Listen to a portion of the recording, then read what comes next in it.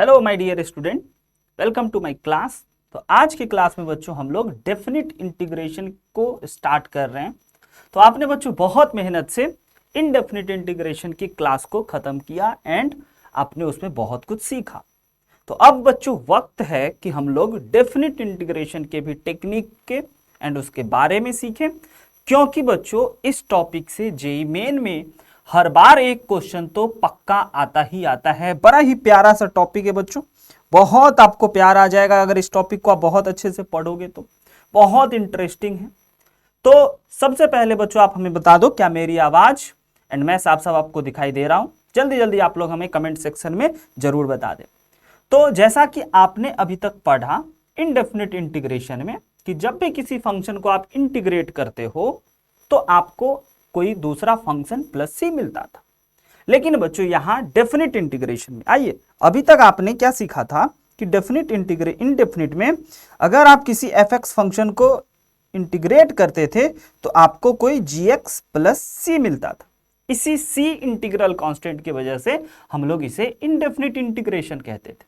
Now बच्चों अब हम लोग ये जानेंगे कि जब किसी फंक्शन को ए से बी इंटीग्रेट किया जाए एफ एक्स फंक्शन को, तो यह हमारे पास एक नंबर आने वाला है। इसका आंसर जो होगा वह एक कांस्टेंट आने वाला है एंड वह कौन सा नंबर होगा, कैसे फाइंड करेंगे, क्या होगा, उन्हीं चीजों के बारे में एकदम स्टार्टिंग से बच्चों हायर लेवल की चीजों को सीखेंगे।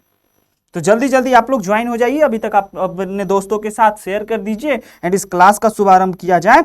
तो क्लास का स्टार्ट करने से पहले बच्चों मैं आपको सबसे पहले बताना चाहूंगा कि अगर आप हमारे साथ जुड़ करके पढ़ना चाहते हैं एंड हमारे बनाए हुए study material DPP mind map इन सभी चीजों को एक्सेस करना चाहते हैं तो आपको हमें हमारे टेलीग्राम चैनल पे फॉलो कर लेना चाहिए, ज्वाइन कर लेना चाहिए। एंड क्लास के टाइमिंग से रिलेटेड कि कौन सा क्लास कब होता है, फिजिक्स क्लास कब होता है, केमिस्ट्री क्लास कब होता है, उससे रिलेटेड चीज़ों के लिए आपको हमारे इंस्टाग्राम पेजेस उम्मीद जेई को भी फॉलो कर लेना चाहिए।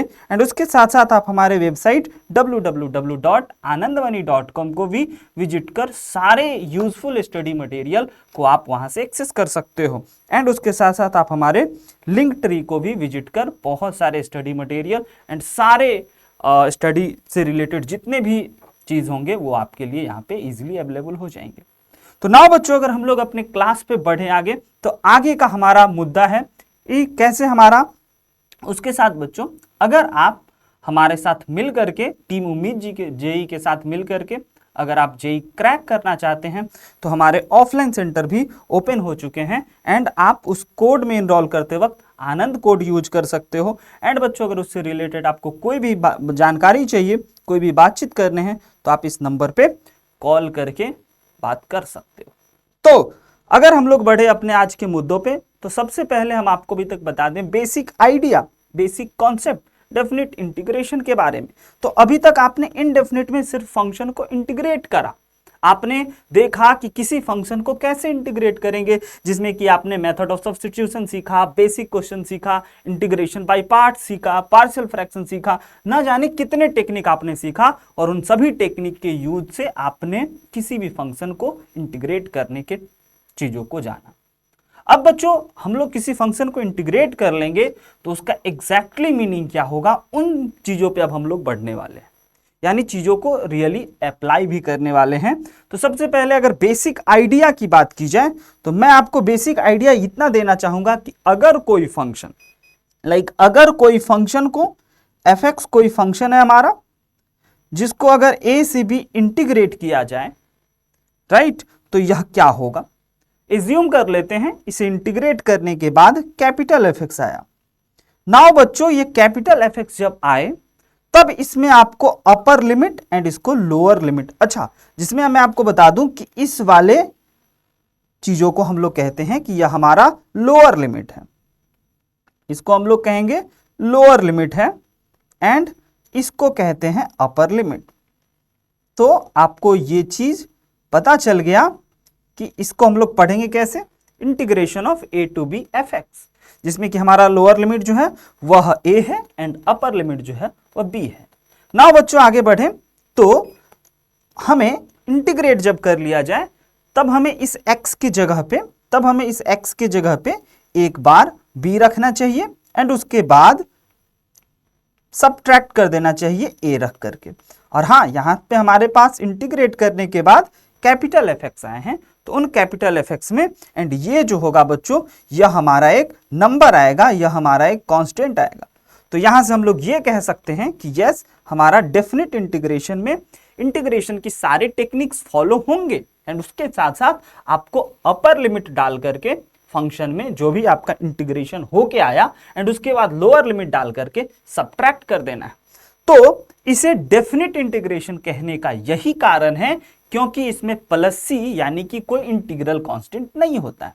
वो कैसे सर? तो अगर आप इस चीजों को फिर से देखो कि लाइक हमने एज्यूम करा कि कोई F X function small F x ना को इंटीग्रेट किया जाए और इंटीग्रेट करने के बाद अगर हम लोग बात करें तो इसमें हमारे पास कुछ इस प्रकार से चीज आया। क्या आया बच्चों? Capital F X plus C. Yes, capital F X plus C. Now अगर आप इसमें आप upper limit b and lower limit a put करोगे एंड उसके बाद सब्ट्रैक्ट करोगे तो देखो जरा क्या आता है।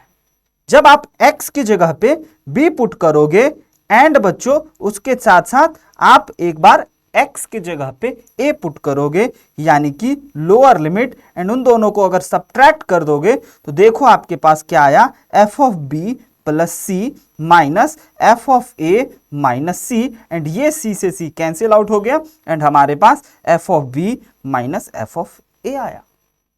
यही कारण है कि यहाँ पे जो हमारा है वो इनडेफिनिट में आपने हर क्वेश्चन के आंसर में प्लस सी लगाया था, लेकिन यहाँ पे हमारे पास प्लस सी नहीं है। इंटीग्रल कांस्टेंट यहाँ पे नहीं होते हैं क्योंकि यहाँ हम लोग एक वैल्यू से दूसरे वैल्यू के बीच के बनने वाले एरिया को फाइंड करते हैं। यस, उस पर भी बात करेंगे बच्चों, ज्योमेट्रिकल मीनिंग पे भी बात करेंगे। अगर आपको समझ में आ रहा है तो आप हमें कमेंट सेक्शन में, चैट सेक्शन में जरूर बताते चलें। ना बच्चों, अगर हम लोग आगे बढ़े तो अगला पॉइंट अगर हमारा समझा जाए तो आप यहां से ये समझ सकते हो कि geometrical meaning of definite integration क्या होगा। Geometrically sir F of A, geometrically F of X का इंटीग्रेशन ए से बी क्या चीजों को रिप्रेजेंट करेगा, क्या होगा। तो अगर उस चीजों को हम लोग समझे तो आइए सबसे पहले मैं आपको बता दूं कि अगर आप किसी भी फंक्शन को लाइक ए टू बी किसी एफ एक्स फंक्शन को इंटीग्रेट करते हो तो अभी अभी आपने जाना कि इसका जो आंसर होगा वह क्या आएगा, आपको एक नंबर आएगा। तो बच्चों ये एफ ऑफ एक्स का इंटीग्रेशन ए टू बी का मतलब क्या हुआ? तो एफ ऑफ एक्स का इंटीग्रेशन ए टू बी जो होता है वह area bounded between X is equal to A. अगर यहाँ पे एक्स ए है, अगर यहाँ पे डी एक्स है तो एक्स इक्वल टू ए का वैल्यू ये होता है। एक्स इक्वल टू ए से लेकर के X equal to B and F X के बीच में जो एरिया बाउंड हुए हैं उस एरिया का algebraic sum. Yes, point to be noted. Algebraic sum का मतलब क्या हुआ? ऐसा एरिया जो अगर पॉजिटिव साइन के साथ है, जिस साइन के साथ है उस साइन के साथ लिखें। अगर निगेटिव साइन के साथ है तो माइनस साइन के साथ ही लिखेंगे एंड पॉजिटिव साइन के साथ है तो पॉजिटिव साइन के साथ ही लिखेंगे। अलजेब्रिक सम का मतलब यही होता है बच्चों। तो ये क्या होता है?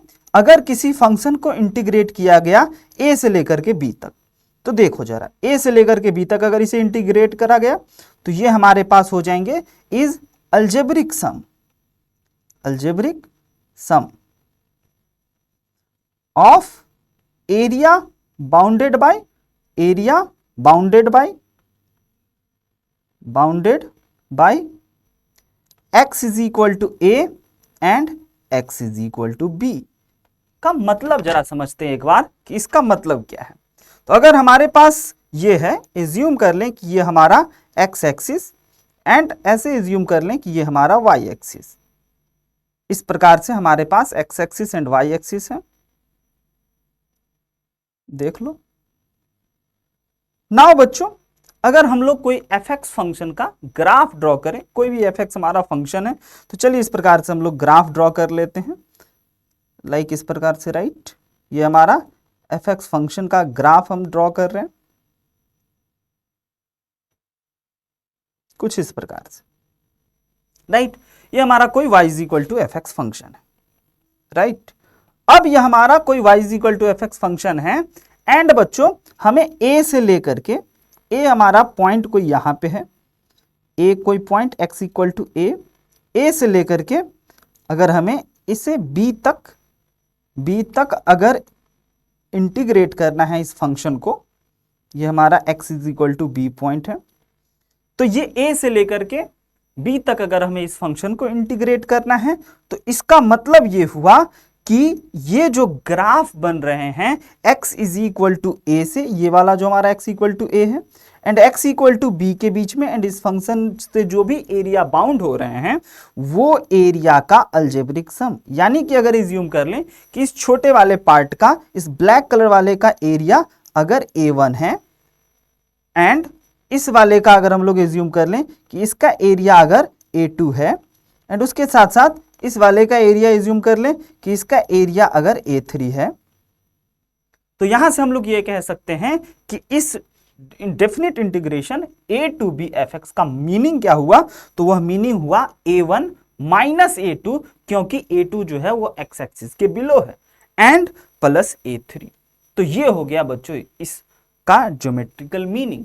आइए बढ़ते हैं अगले पॉइंट पे एंड अगले बातों को देखते हैं कि हमारा जब भी किसी फंक्शन को अगर आप इंटीग्रेट करो, लाइक अगर कोई फंक्शन, ऐसा एज्यूम कर लेते हैं, अगर कोई function fx, if fx function, पहले बच्चों कुछ बेसिक इंपॉर्टेंट बात समझने होंगे, उसके बाद हम लोग क्वेश्चंस पे चलेंगे। तो इफ फंक्शन इज डिसकंटिन्यूअस, अगर हमारा कोई फंक्शन डिसकंटिन्यूअस है, discontinuous at x equal to c in close interval a to b में, कोई function fx c x is equal to c पे डिसकंटिन्यूअस है open close interval a to b में, then बच्चों अगर हमें इसका इंटीग्रेशन करना हो इस फंक्शन का, fx फंक्शन का a टू b में, एंड जैसा कि आपको पता है कि यह function at x equal to c पे डिसकंटिन्यूअस है एंड c जो है वो हमारा a एंड b के बीच में ही बिलोंग कर रहा है, तो इसको इंटीग्रेट करने के लिए, डिसकंटिन्यूअस फंक्शन को इंटीग्रेट करने के लिए हमें a से लेकर के c माइनस तक इंटीग्रेट कर लेना चाहिए एंड उसके साथ साथ फिर c प्लस से लेकर के b तक इंटीग्रेट करके ऐड कर देना चाहिए। यहां पे आपको एक बात समझ में आ गई कि अगर कोई फंक्शन किसी पर्टिकुलर पॉइंट पे डिसकंटिन्यूअस है तो उससे जस्ट पहले यानी कि c minus and c minus तक के इंटीग्रेट कर लेना चाहिए एंड जस्ट आगे यानी कि c प्लस से लेकर के b तक इंटीग्रेट कर लेना चाहिए अगर कोई फंक्शन डिसकंटिन्यूअस है। तो इसका मतलब आप समझ पा रहे हो कि अगर हमारे पास कुछ इस प्रकार से ग्राफ से देखा जाए कि अगर हमारा कोई फंक्शन कुछ इस प्रकार से है जो b से लेकर के c तक डिसकंटिन्यूअस है, एग्जाम्पल के तौर पे अपन कुछ ऐसा एक ग्राफ बना लें, ऐसा एक कुछ ग्राफ हमारे पास है जो कि हम लोग ऐसा कह सकते हैं कि यह जो ग्राफ है हमारा वह इस पॉइंट पे डिसकंटिन्यूअस है एंड उसके बाद फिर कुछ इस प्रकार से, एंड ये जो हमारा वैल्यू है ये वैल्यू हमारा x इक्वल टू ए है एंड ये वैल्यू हमारा x इक्वल टू बी है, एंड यहाँ पे बच्चों इस पॉइंट पे यह फंक्शन हमारा एट x इक्वल टू सी पे डिसकंटिन्यूअस है। तो आप क्या करोगे, आप करोगे कि यहां से यहां तक का पार्ट का जो है वह c माइनस ए से लेकर के c माइनस तक का एरिया निकाल लोगे एंड अगेन c प्लस से लेकर के ए बी तक का एरिया निकाल लोगे, क्योंकि ये वाला जो पार्ट है आपका, ये वाला जो पार्ट है वो आपका क्या है, डिसकंटिन्यूअस है। यहाँ पे एट x इक्वल टू सी पे फंक्शन डिसकंटिन्यूअस है। नाउ बच्चों हम लोग अगले इंपॉर्टेंट पॉइंट पे बढ़े, तो बहुत महत्वपूर्ण पॉइंट सब है। आई होप कि यहाँ तक की बात सब आपको समझ में आ रही होगी। उसके बाद हम लोग चलेंगे प्रॉपर्टीज ऑफ डेफिनेट इंटीग्रेशन पे क्वेश्चंस बनाएंगे, लेकिन पहले उसकी बेसिक कॉन्सेप्ट को आपको समझना चाहिए।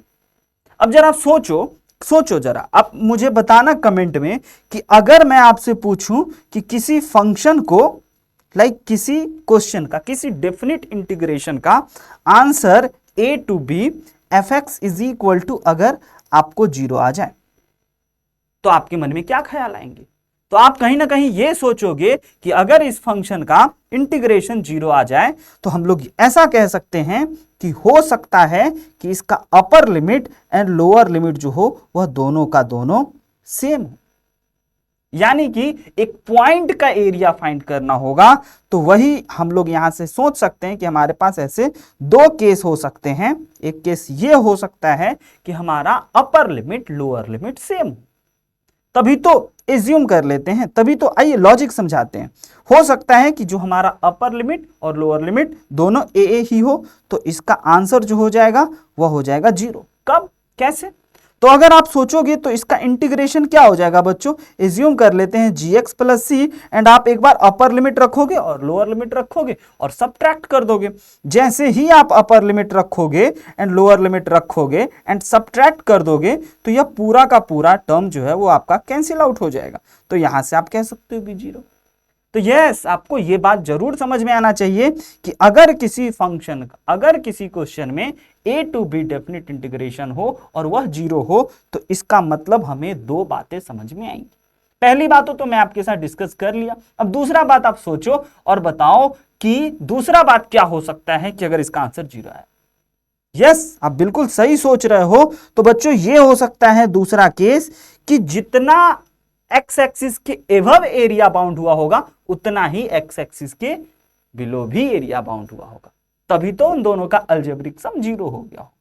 कैसे कैसे कैसे, आइए देखते हैं जरा कि अगर a से लेकर के b तक हमारा कोई fx फंक्शन का इंटीग्रेशन हो, तो हम लोग ऐसा कह सकते हैं कि जितना हमारा x एक्सिस पे बाउंड हुआ होगा, उतना ही बच्चों हमारा x एक्सिस के ऊपर जितना एरिया बाउंड हुआ होगा, उतना ही x एक्सिस के नीचे, ये x एक्सिस के एबव, एंड उतना एरिया ही बच्चों x एक्सिस के बिलो। तो ये दोनों एरिया का जब हम लोग अलजेब्रिक सम करेंगे तो यह कैंसिल आउट होकर के 0 रिजल्ट दे देगा। तो हम लोग कह सकते हैं कि अगर हमारा कभी भी f ऑफ x का definite integration a to b हो और वह 0 आ जाए, तो इन दोनों में से कोई एक बात हो सकती है। आइए समझते हैं। तो हम लोग ऐसा इसको कह सकते हैं कि यस, हो सकता है यह हमारा a1 बना होगा एंड हो सकता है यह भी एरिया a1 बना होगा, और दोनों को अगर ऐड किया जाए, हालांकि यह नीचे है, तो यह हमारा 0 हो गया होगा। आई होप कि इसके पीछे का लॉजिक आपको समझ में आया। बहुत इंपॉर्टेंट पॉइंट। बात करते हैं अगले इंपॉर्टेंट पॉइंट के, अगले कॉन्सेप्ट पे, कि अगर कभी भी बच्चों आपको इस प्रकार से कोई fx function, like if fx function अगर आपका 0 से बड़ा हो, यानी कि पॉजिटिव, राइट, तो आप यहां से ये सोच सकते हो कि अगर कोई fx फंक्शन 0 से बड़ा है एंड अगर उसको हम लोग a से b इंटीग्रेट कर दें, तो पक्का उसका इंटीग्रेशन भी बच्चों 0 से बड़ा होगा। यस, दूसरी बात कि अगर कोई fx फंक्शन लाइक 0 से छोटा हो, तो अगर इसे हम लोग in interval a to b की बात किया जा रहा है, एंड अगर कोई function a to b given हो, एंड अगर कोई फंक्शन 0 से छोटा हो एंड उसको अगर a से b इंटीग्रेट किया जाए, तो बच्चों वह भी 0 से छोटा हो। आई होप कि आपको ये बेसिक बातें समझ में आ गई हो। कैसे सर? आइए ग्राफ से जरा देखते हैं कि अगर एज्यूम कर लें कि कोई हमारा फंक्शन पॉजिटिव है, यानी कि कुछ इस प्रकार से एक्स एक्सिस के एबव है, तो इससे जो एरिया बनने वाले होंगे वह भी बच्चों हमारा क्या होगा, तो वह पॉजिटिव होगा, जैसा कि आप देख सकते हो।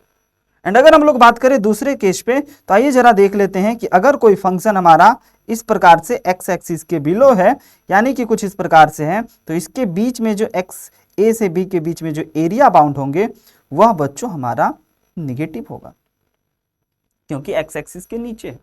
तो हम लोग ऐसा कह सकते हैं कि अगर कोई फंक्शन एफ एक्स पॉजिटिव है, हम लोग बच्चों एग्जैक्टली एरिया निकाल नहीं रहे हैं कि इस कर्व से कितना एरिया बाउंड हो रहा है, हम लोग इसको इंटीग्रेट कर रहे हैं ए से बी किसी एफ एक्स फंक्शन को, एंड उसके हर कंडीशन को समझ रहे हैं कि अगर एफ एक्स पॉजिटिव होगा तो उसका definite integration A to b भी पॉजिटिव होगा, एंड अगर एफ एक्स निगेटिव होगा तो उसका definite integration A to b भी निगेटिव होगा।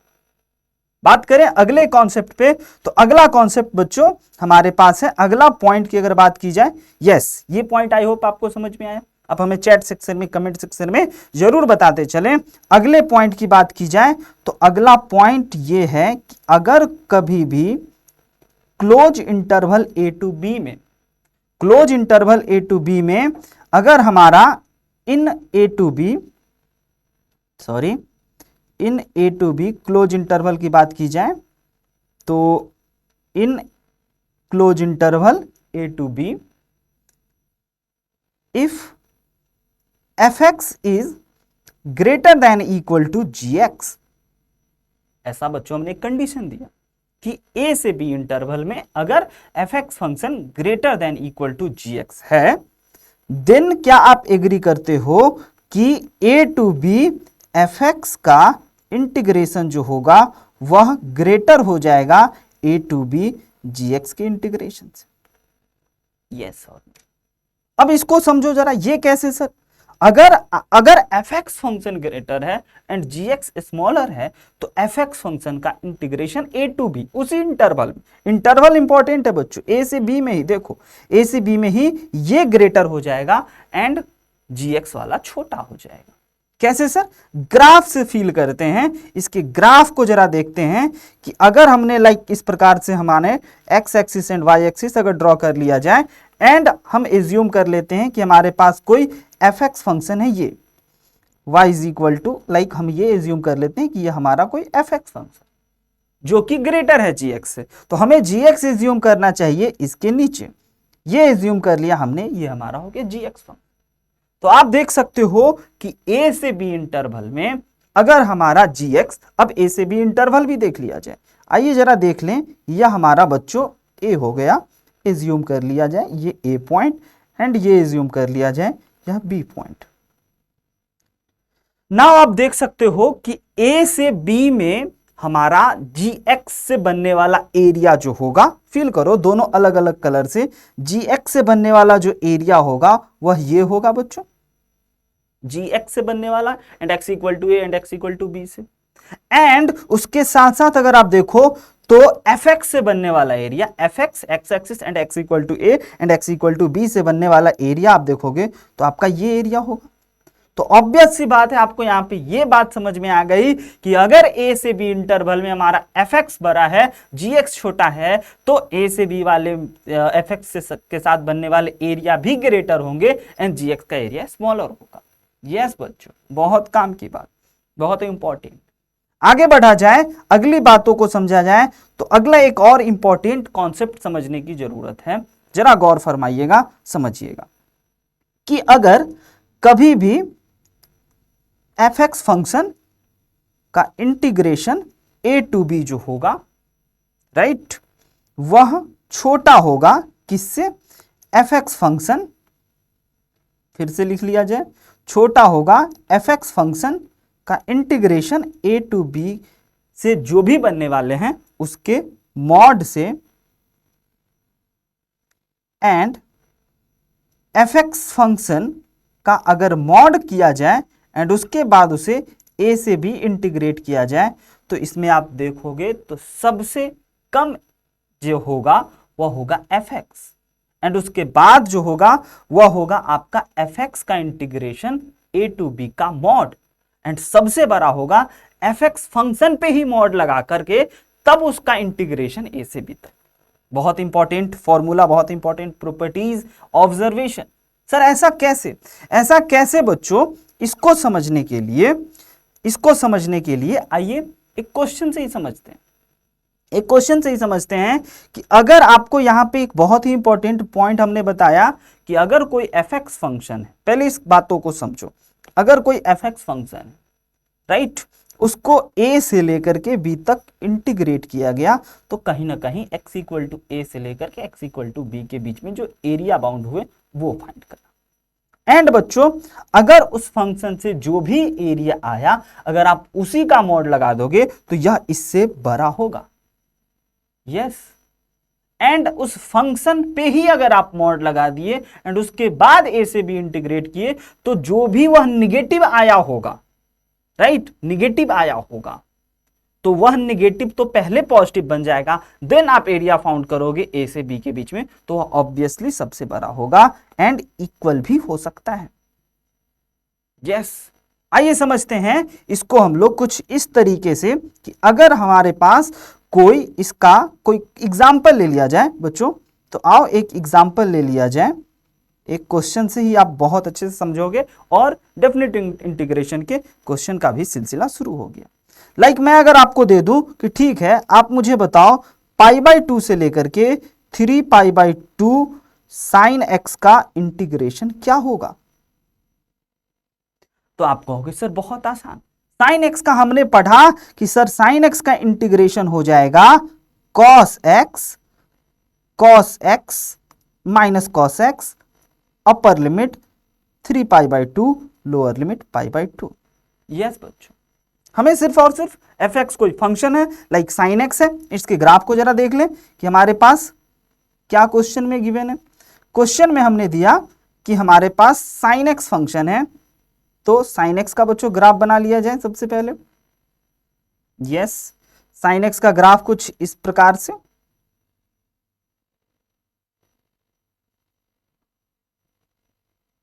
यस ये रहा हमारा sin x का ग्राफ, जिसमें कि आप देख सकते हो कि हमने कहां से कहां तक आपको एरिया पूछा। हमने पूछा π/2 से लेकर के, ये रहा हमारा π/2 से लेकर के कहां तक, 3π/2 तक। आ जाओ इसको, ये देख लो, ये हो गया 3π/2। तो π/2 से लेकर के 3π/2 तक के एरिया जो बाउंड हो रहे हैं उनका अलजेब्रिक सम हमें बताना। यस, तो कहीं ना कहीं आप देख सकते हो कि अगर इसको हम लोग इस तरीके से भी सॉल्व करें, ग्राफ से भी सॉल्व करें, एरिया से भी सॉल्व करें, तो आपको पता चलेगा। नाउ बच्चों, अब अगर इसमें हम लोग इंटीग्रेट करें, तो इंटीग्रेट तो हमने कर लिया, एंड बच्चों अगर हम लोग cos के जगह पे 3π/2 यानी कि अपर लिमिट माइनस cos के जगह पे माइनस कॉमन लेकर के हमने बाहर रख दिया, लोअर लिमिट π/2 रखा जाए, एंड बच्चों देखा जाए तो यह हमारा 0 - 0 = 0 हो गया। तो आप ये कह सकते हो कि यस, जितना एरिया ऊपर बाउंड हुआ उतना ही एरिया नीचे, एंड उन दोनों का अलजेब्रिक सम की वजह से ये हमारा 0 आ गया। एक प्यारा सा एग्जांपल, बट बच्चों हमें समझना है इस वाले बेसिक आइडिया को कि यह क्या कह रहा है। नाउ अगर हम आपको कहें कि ठीक है, हमने π/2 से लेकर के 3π/2 को 3π/2 तक sin x का इंटीग्रेशन करा, तो आप कहोगे कि यस, उसका आ गया हमारा आंसर 0। नाउ दूसरे में क्या कह रहे हैं कि उसमें अगर आप मॉड लगा दो, तो अगर इसी आंसर में अगर आप मॉड लगा दो तो यह हो गया हमारा 0। लाइक इसी आंसर में अगर हम लोग, एक सेकेंड बच्चों, एक पेज ऐड कर लिया जाए, राइट। अब हमारे पास एक पेज भी आ गए। अब देखिए जरा कि अगर मैं आपको कहूं कि ठीक है, हमारे पास जो आंसर आए हैं वह π/2 से लेकर के 3π/2 sin x का जो भी इंटीग्रेशन होगा उसमें आप मॉड लगा करके हमें बताओ क्या होगा। तो यस, अगर मॉड लगा दिया जाए तो अभी अभी बच्चों हमने 0 फाइंड करा है, एंड 0 का मॉड क्या आ गया, 0। यस, अब तो आप देख सकते हो कि ये जो चीज है यह इस वक्त इस एग्जांपल में इक्वलिटी होल्ड कर गया। या तो इक्वल होगा या फिर ये वाला टर्म इससे बड़ा होगा, ये वाला टर्म इससे बड़ा होगा, या फिर इक्वल हो। तो यहां पे आप देख सकते हो कि ये भी 0 आकर के इक्वलिटी होल्ड करा गई, यानी कि यह इक्वल हो गया। अब अगर हम लोग बात करें अपने तीसरे बातों को कि अगर हमारे पास a to b fx का ही मॉड लगा दिया जाए और a to b तब इंटीग्रेट करने को बोला जाए तो वो क्या होगा सर। तो आइए जरा उसको देखते हैं। तो बच्चों आप देखोगे तो हमारा तीसरा सिचुएशन में क्या है कि हमें फंक्शन में ही मॉड लगा देना है, यानी कि अब हमारा तीसरे कंडीशन में ये हम कहना चाहेंगे कि हमारे पास जो फंक्शन है sin x, आप इसमें ही मॉड लगा दो, एंड जरा इसको इंटीग्रेट करके बताओ क्या हो। तो हालांकि अभी आप डेफिनेट इंटीग्रेशन की प्रॉपर्टीज को नहीं पढ़े हो, तो फिर भी अपन इसको बेसिक से बना लेंगे। आइए कैसे बेसिक से बनाएंगे। तो अभी अभी बच्चों हमने आपको दिखाया इसका ग्राफ। अब ये जो हमारा ग्राफ है ये तो हमारा y = sin x का ग्राफ है, एग्री और not agree. But y = mod sin x का ग्राफ कैसा होगा। तो y = मॉड sin x के ग्राफ को आइए ड्रॉ करते हैं। सबसे पहले अपना y axis and x axis draw कर लिया जाए, एंड उसके साथ साथ बच्चों अगर हम लोग sin x का ग्राफ ड्रॉ करें, sin mod x का, तो sin mod x का जो ग्राफ है तो आप देख सकते हो कि ये जो हमारा नीचे वाला पार्ट है ना, ये मॉड की वजह से ऊपर चला जाएगा। यस, तो आइए जरा इसके ग्राफ को बनाया जाए। तो इसका ग्राफ बच्चों कुछ इस प्रकार से हमारा 0 से पाई के बीच में कुछ इस प्रकार से बनेंगे, ये देख लो, एंड मॉड के वजह से निगेटिव पार्ट भी पॉजिटिव होगा। यस, तो हम लोग यहां से कह सकते हैं कि ये जो हमारा पॉइंट था π/2 एंड ये जो पॉइंट था हमारा 3π/2, तो π/2 से लेकर के 3π/2 के बीच में जो एरिया बने हैं वह बच्चों दोनों के दोनों पॉजिटिव हैं, एबव द एक्स एक्सिस है। यस, देख सकते हो आप। अब अगर इसको इंटीग्रेट किया जाए तो अब आपके पास यहां पे एक प्यारा सा क्वेश्चन और हो गया बच्चों। तो अब आप देख सकते हो कि सर यस, ये तो जीरो तो नहीं होना है, बिल्कुल नहीं जीरो होना है, तो फिर क्या होगा, क्या होगा जरा इसको देखते हैं एक बेसिक क्वेश्चन से। एक बेसिक क्वेश्चन, आप हमें बताओ कि बच्चों क्या होगा अगर आपको 0 से लेकर के π/2 का इंटीग्रेशन दे दिया जाए sin x का, तो आप क्या जवाब दो? कहोगे सर बहुत आसान, sin x का इंटीग्रेशन हो जाएगा minus cos x and upper limit π/2 और लोअर लिमिट 0। यस, एंड बच्चों उसके साथ साथ ही आप क्या रखोगे, इस cos x के जगह पे माइनस का π/2 एंड उसके साथ साथ आप 0 रखो, तो ये हो गया हमारा cos 0। प्लस सी यहां नहीं होना है, उसके कारण मैं आपको बता चुका हूं कि क्यों प्लस सी नहीं होगा। अब अगर आप देखो तो यहां पे हमारे पास आ गया cos π/2 क्या हो जाएगा बच्चों, 0। यस, एंड cos 0 क्या हो जाएगा, 1। तो यहां से हम लोग कह सकते हैं कि यस 1 आए, यानी कि 0 से लेकर के π/2 अगर आप समझ पा रहे होगे sin x का इंटीग्रेशन, तो वह हमारे पास 1 आया। अब जरा इसको ग्राफिकली समझें, तो ग्राफिकली आइए जरा समझते हैं। ग्राफिकली समझने के लिए सबसे पहले हमारे पास बच्चों इस प्रकार से अगर हमें sin x का ग्राफ दिया हो, राइट, इस प्रकार से अगर हमें sin x का ग्राफ गिवन हो, तो हमें 0 से लेकर के π/2 यानी कि इसका एरिया पता चला। किसका एरिया पता चला, आइए जरा उसको हाईलाइट किया जाए। इसका एरिया पता चला कि ये एरिया जो होगा सर ये 1 यूनिट हो। यस, याद रखना। और अगर इस एरिया की भी बात की जाए तो ये एरिया भी 1 हुआ, तो हम लोग ये कह सकते हैं कि sin x के साथ बनने वाले डोम का जो एरिया होगा, इसका जो आंसर होगा वह 2 यूनिट। यस, दोनों को मिलाकर, और हाफ हाफ 1 1, यानी कि इसका बच्चों 1 एंड इसका 1, 0 से π/2 के बीच का 1 एंड इसका भी 1। ओवरऑल अगर डोम का एरिया पूछा जाए तो वह 2 होगा। इसको आप जरूर याद रख सकते, हर वक्त जरूरी आएगा बच्चों जहां भी आपको साइन। तो इसका मतलब सर ये भी कि cos x के साथ जो बनने वाला है वो भी 2 आएगा। यस, यानी कि 0 से लेकर के π/2 जो cos x का ग्राफ होता है वो 1 होगा। अब जरा देखो इस पे आते वापस से। तो अभी अभी आपने इस बेसिक से क्वेश्चन से सीखा, समझा, तो आपने ये देखा कि यस इसका जो एरिया होगा वह सर 1 होगा और इसका भी 1 होगा। तो हम लोग कह सकते हैं कि इसका आंसर इंटीग्रेशन ऑफ π/2 से लेकर के 3π/2 मॉडुलस ऑफ sin x जो होगा वो 1 + 1 which is equal to 2। Yes, तो अभी आपने ऑब्जर्व क्या करा, ऑब्जर्व ये करा कि मॉड फंक्शन का अगर मॉड लगा दिया जाए वह सबसे ग्रेटर होगा। हमने आपको इस एग्जांपल से भी दिखाया। देखो बच्चों, सबसे ग्रेटर है या फिर इक्वल, एंड सबसे छोटा होगा fx फंक्शन का इंटीग्रेशन। सिंपल। आई होप कि यहां तक की बात आपको बहुत अच्छे से समझ में आ रही होगी एंड आप रियली बहुत इंजॉय कर रहे होंगे। आगे बढ़ते हैं बच्चों और चलते हैं अब कुछ बेसिक सिंपल क्वेश्चंस पे, डेफिनेट इंटीग्रेशन। तो सबसे पहले बच्चों अगर हम लोग बात करें तो आइए आपके सामने कुछ बेसिक क्वेश्चंस लाया जाए। ये रहा, इवेलुएट 0 से लेकर के 2e⁻x, इसको कैसे इंटीग्रेट करेंगे। तो इसको इंटीग्रेट करने के लिए प्यारे बच्चों आप ना अभी अभी इनडेफिनिट इंटीग्रेशन में बहुत सारे रूल सीखा, बहुत सारा फॉर्मूला सीखा, और e⁻x तो बहुत ही बेसिक फंक्शन है एंड इस फंक्शन का इंटीग्रेशन क्या हो जाएगा, तो e⁻x ही होगा। यस, एंड उसके साथ साथ हमें upper limit 2 and lower limit 0 put कर देना चाहिए एंड उसके बाद इसमें x के जगह पे अपर लिमिट माइनस x के जगह पे लोअर लिमिट जो कि हो गया e² - 1, ये हो गया हमारा आंसर।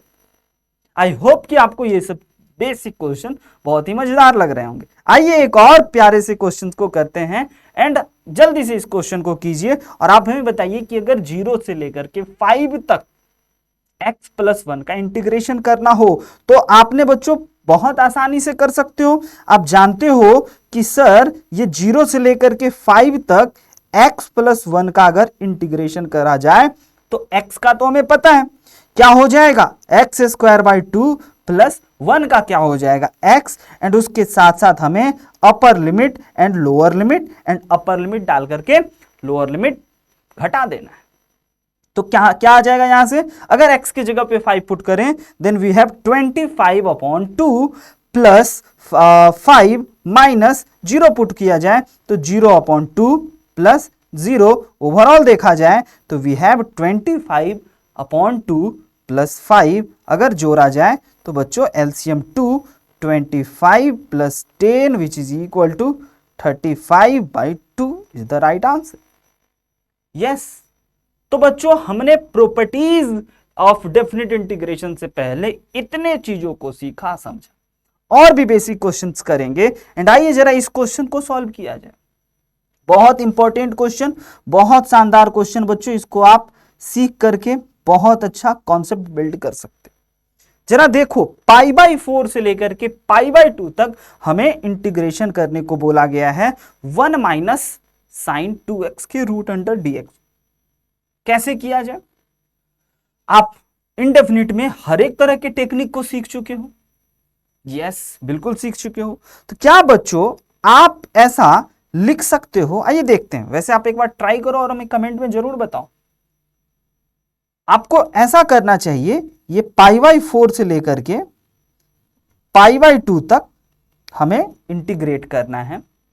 π/4 से लेकर के π/2 तक रूट अंडर 1 के जगह पे लिखा जा सकता है sine square x plus cos square x. Yes बच्चों, एंड उसके साथ साथ साइन 2x की जगह पे लिखा जा सकता है 2 sine x into cos x. तो अगर ऐसा लिख दिया जाए तो sine square x plus cos square x minus 2 sine x into cos x हमारे पास आ गया। नाउ अब अगर देखोगे तो अंडर रूट में हमारे पास sine square minus sine x minus cos x का होल स्क्वायर क्रिएट हो गया। यस, तो पहले तो हमें सिंप्लीफाई करना चाहिए, जैसा कि आपने डेफिनिट के टेक्निक में आपने सीखा था, इनडेफिनिट के टेक्निक में आपने सीखा था। तो अगर इसको सिंप्लीफाई किया जाए, यस, अगर इसको सिंप्लीफाई किया जाए तो we can easily write sine x minus cos x का होल स्क्वायर अंडर रूट में। नाउ बच्चों, अब अगर इस होल स्क्वायर में से राइट इस होल स्क्वायर और इस अंडर रूट को काटा जाए, सॉरी यहां पे हमारे पास जो है वो अपर लिमिट बच्चों π/2 है एंड लोअर लिमिट π/4 है, सॉरी यस π/4। तो यहां से अब अगर आप देखोगे तो ये हमारे पास π/4 से लेकर के π/2 मॉड के साथ हो गया बच्चों। Yes, modulus of sine x minus cos x का इंटीग्रेशन। अब आप समझो यहां पे एक बड़ा ही इंपॉर्टेंट कॉन्सेप्ट हुआ, क्यों मॉड के साथ ओपन होगा, राइट ये तो आप समझ ही गए बेसिक कॉन्सेप्ट में। अब ये मॉड जो है ये पॉजिटिव ओपन होगा π/4 से लेकर के π/2 इंटरवल में या नेगेटिव होगा, ये एक बड़ा इंटरेस्टिंग एंड बड़ा इंपॉर्टेंट बात है। आइए इसको देखते हैं जरा बच्चों। एक सबसे पहले अपन ना दोनों के ग्राफ को बनाते हैं, दोनों को कंपेयर करते हैं कि हमारा मॉड के अंदर वाले चीज जो है वो sine x minus cos x वह प्लस साइन के साथ बाहर आएंगे या माइनस साइन के साथ। तो सबसे पहले अगर देखा जाए तो आप यहां से देखोगे कि हमारे पास sine X and cos X है, तो क्यों ना बच्चों आज हम लोग ग्राफ बना लें sign X and cos x का एक साथ, एंड देखते हैं जरा क्या आता है।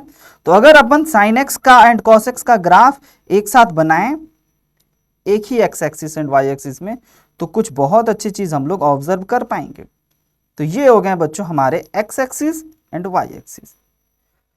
नाउ अगर साइन एक्स का ग्राफ बनाया जाए तो इस प्रकार से हमारे ये हो गए साइन एक्स, एक ही 0 से पाई के बीच में ही रखते हैं। एंड बच्चों अगर कॉस एक्स का बनाया जाए इतना ही रखते हैं बच्चों 0 से पाई तक, सॉरी 0 से पाई तक, राइट। अब कॉस एक्स का ग्राफ बनाया जाए, देखो जरा रेड पेन से, तो यहां से यहां तक हमें कुछ इस प्रकार से बनाने होंगे। राइट। हमने 0 से सिर्फ और सिर्फ यहां तक की ग्राफ बनाया। cos x का ग्राफ आप जान रहे हो, ये वाला पॉइंट हमारा π/2 हुआ, राइट। अब एक बड़ा ही इंपॉर्टेंट बात आप जानते हो कि ये sin x और ये cos x जो है बच्चों, यह कहां इंटरसेक्ट कर रहा है? यस, तो सर ये जो है इस वाले ग्राफ में यहां इंटरसेक्ट कर रहा है। यस, अब बोलोगे यहां इंटरसेक्ट कर रहा है, यहां का मतलब क्या? π/4 पे, एग्री। एंड π/4 पे ये y एक्सिस में क्या होता है? 1/√2 होता है बच्चों। यस, बिल्कुल सही जवाब। अब आप देखोगे तो एक बड़ा ही इंपॉर्टेंट बात आपको दिखाई देगा कि सर 0 से π/4 वाले इंटरवल में cos जो है वह ऊपर है। cos x का ग्राफ देखो, ध्यान दो, ये देखो 0 से π/4, इतना ही सोचना है बच्चों। 0 से π/4, 0 से π/4, यस दिखाओ। 0 से π/4 में cos x का जो ग्राफ है वह बड़ा है एंड साइन जो है वह छोटा है। लेकिन किंतु परंतु π/4 से बड़े वाले इंटरवल में अगर आप देखोगे तो सर साइन बड़ा है और कॉस छोटा है। यस बच्चों, ये एक बहुत ही इंपॉर्टेंट लर्निंग आपको मिला। तो यहां पे आइए इस इंपॉर्टेंट लर्निंग को लिखते हैं हम लोग खास तरीके से कि अगर सर हमारे पास modulus of sine x minus cos X की बात की जाए, एंड फर्स्ट थिंग कि अगर वह डिपेंड करेगा x पे, कि अगर x हमारा 0 से लेकर के कहां तक हो, π/4 के बीच में हो, तो साइन x जो होगा, सॉरी cos x जो होगा वह ग्रेटर होगा। cos x होगा बच्चों क्या चीज? cos x ग्रेटर होगा और साइन x स्मॉलर होगा। वहीं दूसरी बात किया जाए कि अगर x सर हमारा π/4 से π/2 के बीच में बिलोंग कर रहा है, x जो है और π/4 से लेकर के π/2 के बीच में बिलोंग कर रहा है, तब हमारा sin x जो होगा वह पॉजिटिव होगा and cos x sorry greater होगा, राइट। यहां तक की बात आप समझ गए। अब तो आपको यह बात समझ में आ गया कि हमारे इस गिवन क्वेश्चन में हमें π/4 से लेकर के π/2 वाले इंटरवल पे ही गौर फरमाने हैं बच्चों। यस, यानी कि हमें इस इंटरवल पे ही गौर फरमाने हैं, π/4 से लेकर के π/2 तक वाले में। तो आप देखोगे कौन ग्रेटर है एंड कौन स्मॉलर है। आइए जरा इसको भी देख लें। तो आप कहोगे कि सर π/4 वाले में ये बड़ा है, यस, एंड ये छोटा है। तो बड़ा में से छोटा को घटाया जाए तो बच्चों यह पॉजिटिव ही होगा इस प्रकार से। तो इसके जगह पे हम लोग लिख सकते हैं π/4 से लेकर के π/2 sine x minus cos x। Now अगर इसको अब इंटीग्रेट किया जाए तो बच्चों क्या आएगा? आइए जरा इसको इंटीग्रेट किया जाए तो साइन x का integration minus cos x and cos x का इंटीग्रेशन साइन x एंड उसका अपर लिमिट बच्चों π/2, लोअर लिमिट π/4। नाउ अगर इसको सिंप्लीफाई करें, नाउ बच्चों अगर इसको सिंप्लीफाई किया जाए देन हमारे पास आ जाएंगे, सबसे पहले हमें कॉस के जगह पे अपर लिमिट एंड फिर लोअर लिमिट पुट करना चाहिए। तो हमारे पास बच्चों है minus cos π/2 minus sine π/2 minus and अब लोअर लिमिट, इसमें अब हमें लोअर लिमिट पुट करना चाहिए किसमें?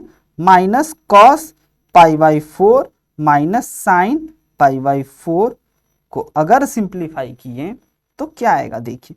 तो बच्चों cos π/2 यानी कि cos 90 डिग्री हो गया हमारे पास 0 minus 1 minus and minus π/4 1/√2 and again minus π/4 1/√2 and उसके बाद बच्चों यस एंड अगर इसको सिंप्लीफाई करें then we have -1 minus minus plus, दोनों को जोड़ दिया जाए तो ये हमारे पास बन गए -2/√2। सिंप्लीफाई किया जाए तो माइनस माइनस प्लस, तो ये ओवरऑल हमारे पास, अच्छा 1 माइनस, ये हमारे पास बन गए 2/√2 माइनस 1। यस बच्चों, नाउ अगर इसको हम लोग डिनोमिनेटर को रेशनलाइज करें देन वी हैव √2 - 1। √2 - 1 बच्चों हमारे इस क्वेश्चन का आंसर आया। अब ये क्वेश्चन का आंसर जो है वह कितना आया, √2 - 1। इस आंसर को आपको याद रखना चाहिए आज के बाद। क्यों सर, क्या फायदा? आइए जरा दिखाते हैं क्या फायदा होगा। तो बच्चों अभी अभी आपने देखा कि कैसे हमने 0 से लेकर के π/4 के बीच में दोनों के ग्राफ को ऑब्जर्व करा, एंड π/4 से लेकर के π/2 के बीच में भी ऑब्जर्व करा। एंड उन दोनों के बीच में अगर आप देखोगे तो बच्चों हमने ये एरिया फाइंड करा। कौन सा एरिया, आइए जरा दिखाते हैं कौन सा एरिया। ये एरिया हमने फाइंड करा, इसको दिखा बच्चों। उस एरिया को अगर हम कलर्ड कर दें, आ जाओ रेड कलर से, ऐसे ये वाला एरिया हमने फाइंड आउट कर, ये वाला एरिया, यस। ये एरिया कितना आया बच्चों, यह एरिया आया √2 - 1, यस।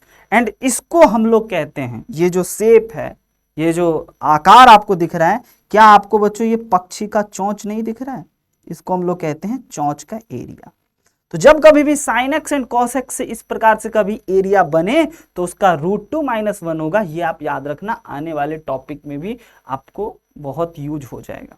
तो इसका हम लोग कहते हैं ये चोंच जैसा है, चोंच के शेप जैसा है। तो इस चोंच का एरिया हो गया √2 - 1, याद रखना। क्योंकि बच्चों यहां भी अगर आप देखोगे तो इसी प्रकार का एक शेप बन रहा है, and sin x and cos x से मिलकर के बन रहा है। तो इस एरिया को भी हम लोग √2 - 1 कह सकते हैं। इसीलिए इसको आप थोड़ा सा याद रख सकते हो, इस तरीके से भी सोच सकते हो। बाकी अपना एक तरीका आपके पास है ही। आगे बढ़ते हैं बच्चों, अगले क्वेश्चन को जरा सॉल्व करते हैं। अगले क्लास में जब हम लोग मिलेंगे ना तो प्रॉपर्टीज को पढ़ेंगे और उनसे बहुत टाइप के क्वेश्चंस को सॉल्व करेंगे। लेकिन अभी basic idea, what is the basic concept of definite integration को समझ रहे हैं कि कब किसी फंक्शन को इंटीग्रेट करेंगे, क्या होगा। तो उन सारी बातों को आज हमने करा, एंड कुछ बेसिक क्वेश्चन एंड कुछ बेसिक आइडिया भी आपके माइंड में हमने डाला।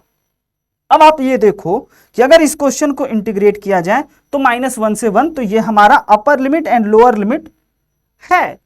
तो बस इसको इंटीग्रेट करने का सोचो। तो अभी अभी आपने बच्चों इनडेफिनिट में आपने बहुत सारे टेक्निक सीखा। तो आई होप कि इस क्वेश्चन के भी टेक्निक को आपने सीखा होगा। यस, तो अगर बच्चों आप इसको बनाओगे तो इसको कैसे बनाओगे? तो सबसे पहले अगर आप देखो तो आपको डिनोमिनेटर में एक क्वाड्रेटिक है, जिस क्वाड्रेटिक का अगर आप देखोगे तो x² + 2x + 1 है, यानी कि फैक्टराइज नहीं किया जा सकता है। तो आपने पढ़ा था कि अगर डिनोमिनेटर में क्वाड्रेटिक आए और फैक्टराइज नहीं किया जाए तो कंप्लीटिंग स्क्वायर करना चाहिए। अब ये कंप्लीटिंग स्क्वायर तो आपको आना ही चाहिए। क्या होता है भाई कंप्लीटिंग स्क्वायर करना चाहिए? इसका क्या मतलब? इसका मतलब बच्चों कि इसके जगह पे we can easily write -1 to 1 dx divided by x + 1 का होल स्क्वायर, जो कि इक्वल हो जाएगा x² + 2x + 1, एंड +1 कर दिया जाए तो ये बन जाएगा हमारा x² + 2x + 2 के इक्वल। ऐसे फॉर्म में कन्वर्ट करने से क्या फायदा हो गया? यस बच्चों, तो ऐसे फॉर्म में कन्वर्ट करने से हमें यह फायदा दिखा कि सर अब तो ये स्पेशल स्टैंडर्ड फॉर्मूला आ गया, एंड इसका इंटीग्रेशन हो जाएगा बड़े आराम से। हम लोग लिख सकते हैं tan इनवर्स x + 1, जिसकी अपर लिमिट की बात की जाए तो +1 एंड लोअर लिमिट -1 पुट कर दिया जाए तो आंसर आ जाएगा। तो अगर इसकी अपर लिमिट में बात बच्चों पुट किया जाए 1, तो जो हो गया 2, एंड लोअर लिमिट पुट किया जाए तो वो हो गया हमारे पास tan इनवर्स 0, एंड अगर इसको सिंप्लीफाई किया जाए तो tan इनवर्स 2 - 0, यानी कि overall final answer is tan inverse 2। I hope बच्चों कि इस क्वेश्चन में भी आपको मजा आया होगा और आज की क्लास में आप बहुत महत्वपूर्ण चीजों को सीखे होंगे, एंड उम्मीद करते हैं कि आपके लिए बहुत हेल्पफुल रहा होगा। फिलहाल के लिए आज की क्लास में बच्चों इतना ही। मिलेंगे किसी अगले क्लास में और किसी नए मुद्दों के साथ, नए चीजों को सीखते हुए, समझते हुए। आज की क्लास में बच्चों इतना ही। अगर वीडियो आपको अच्छा लगा तो आप लाइक करें, शेयर एंड सब्सक्राइब भी जरूर करें, एंड हंसते रहें, मुस्कुराते रहें और पढ़ते रहें। Bye bye.